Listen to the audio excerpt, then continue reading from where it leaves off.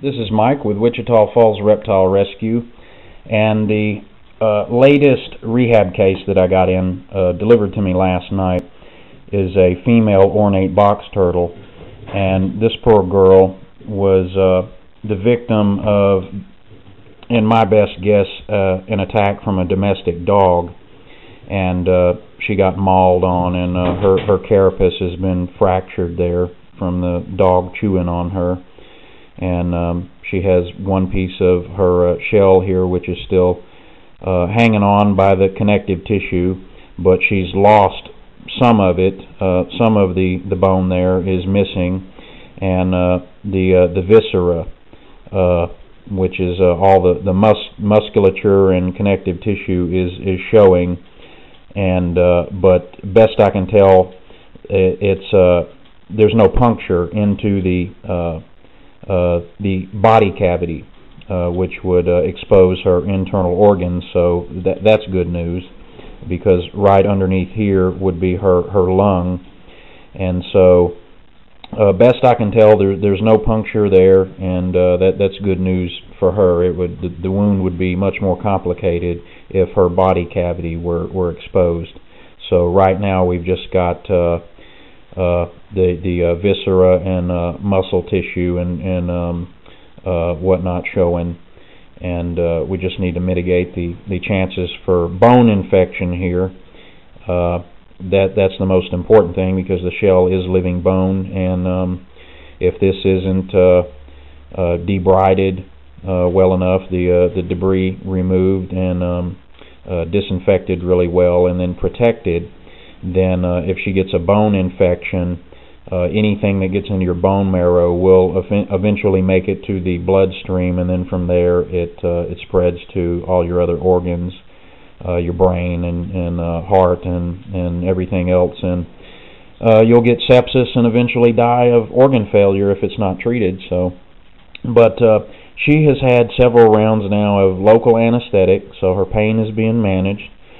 She's gotten injections of Vivocaine and lidocaine, and the area was irrigated and disinfected with chlorhexidine, and then earlier I also applied some Tri-Top ointment to protect the tissue, and that Tri-Top has antibiotic and it has a tetracaine anesthetic and also an anti-inflammatory, so we've got her covered on that end.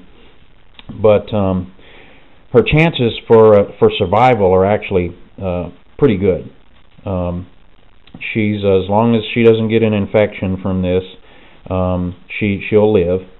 But whether she can be wild again with this kind of damage is questionable right now, because she's going to have some parts of the shell there that will still be missing, and this will expose that soft connective tissue to the elements and anything in the wild, like a cactus quill or something. So there's unless I can come up with some permanent fixture prosthetic there, then she's always going to be in danger of this being traumatized and then leading to a fatal infection later on down the road. So not sure right now. She may end up being a sanctuary case, but we'll see as this goes along. And unfortunately, since I'm just a little reptile rescue out of my home right now, I don't have access to some of the things that would be nice to have, like stuff that would bone grafting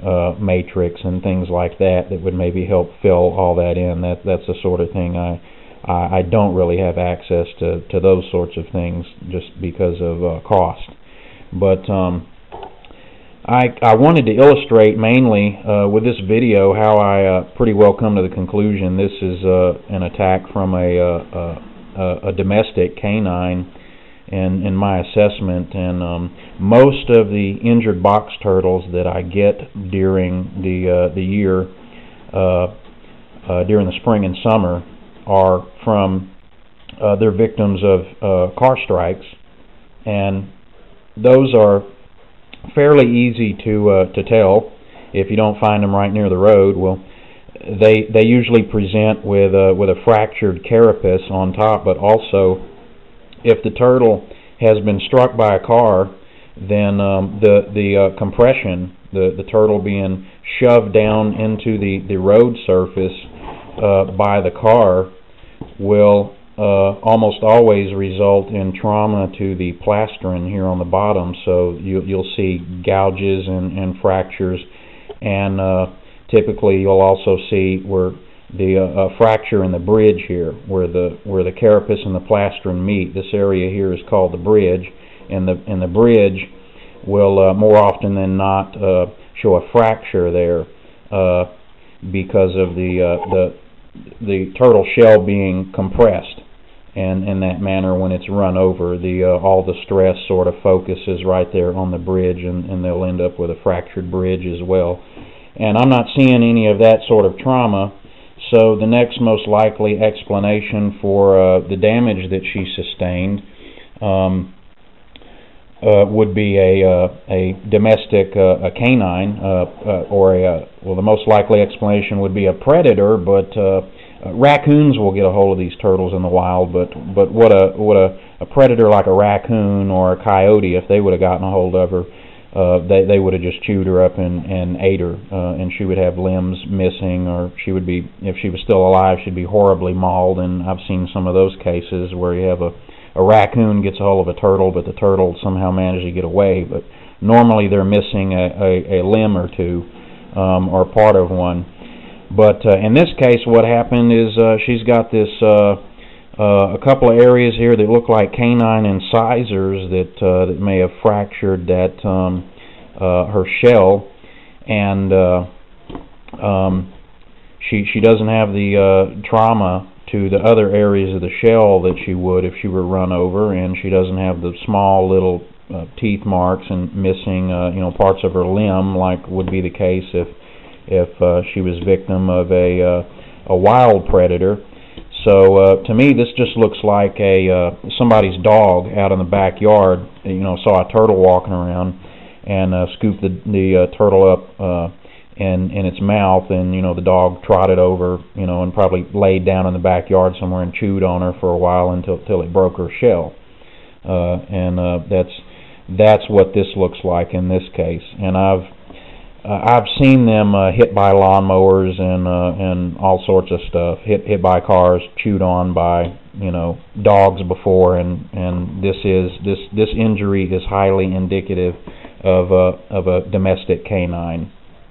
But she is being treated as best we can treat her here, and pain management, and we'll try to reset that piece of that carapace there.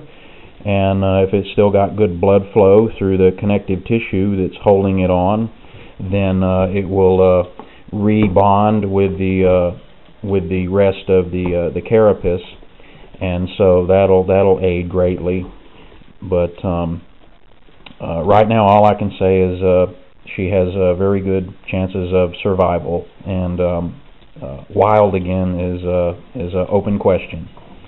If you would like to know more, my website is Wichita Falls Reptile Rescue.webs.com, and the Facebook is facebook.com/reptile rescue. And keep in mind, I'm always looking for people to, if not volunteer, to foster an animal or to assist me with their care here. If you're not local, we really do need people to sponsor these animals for the various things that we need, the medications like the lidocaine that I give her for her pain. These items, most of them come out of my pocket, so just if you can help us out in any way with a donation to sponsor one of these animals' needs, we'd greatly appreciate it. Thank you.